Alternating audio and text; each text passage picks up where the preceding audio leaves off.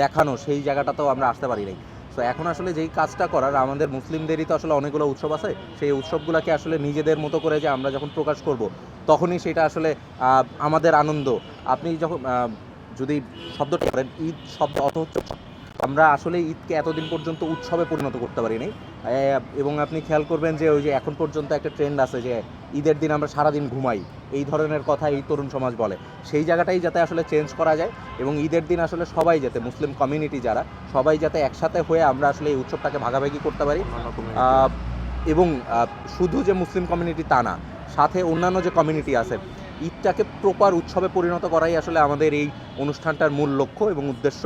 এবং সেইটার জন্যই আসলে আমরা কাজ করে যাচ্ছি, যাতে এইটাকে প্রতি বছর প্রলং করা যায়, এবং মানুষজন যাতে এই উৎসবগুলোতে সব কমিউনিটির মানুষজন যাতে একত্রিত হয়ে আমরা ঈদটাকে আসলে প্রপার উৎসব রূপে প্রকাশ করতে পারি। কিন্তু তার আগে আসলে ছোট জায়গায় আমরা করে সেটাকে আসলে পরীক্ষিত করতে চাই। পরীক্ষিত করে তারপরে শুধু কেন ঢাকা, পুরো গোটা বাংলাদেশ মিলে আমরা হয়তো একটা প্রোগ্রাম করতে পারি, বিভিন্ন ভেন্যু জায়গায় থাকতে পারে, এবং সেই জায়গাটাতে আসলে উৎসবকে প্রপার উৎসবে পরিণত করাটাই আসলে মূল লক্ষ্য হওয়া উচিত বলে আমার মনে হয়। অবশ্যই এটা আমার মনে হয় আমার থেকে রাফিদ ভাই বেশি ভালো বলতে পারবে। রাফিদ ভাই প্লিজ। আচ্ছা, এখানে আমি একটু আগের প্রশ্নটাও টানতে চাচ্ছি। আমরা জানি যে এখানে ঈদ উৎসব কমিটি নামে আরেকটি কমিটি আমাদের আসিফ মাহমুদ ভাইয়ের নেতৃত্বে গঠন করা হয়েছে। এখানে একটা মিসকনসেপশন আছে, এটা সম্ভবত এনসিপির প্রোগ্রাম, কিন্তু সেটা না, বরং একটা ব্যক্তিগত উদ্যোগে ভাই ব্রাদাররা মিলেই করা হয়েছে।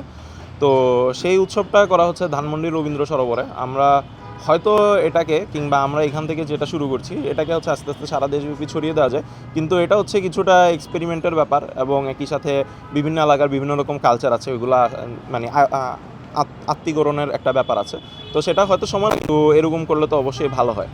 এবং আপনার দ্বিতীয় প্রশ্নটা যেটা, যে সরকারকে আহ্বান জানানো যায় কিনা, তো আমি যতদূর জানি যে রবীন্দ্র সরোবরে যে ঈদ উৎসব কমিটিটা আছে, তাদের একটা এরকম এজেন্ডা আছে, যদি সরকারিভাবে আয়োজন করা হয় তাহলে তারা হচ্ছে তাদেরকে সমর্থন দিয়ে তাদের ঈদ মিছিলে যোগ দিবে।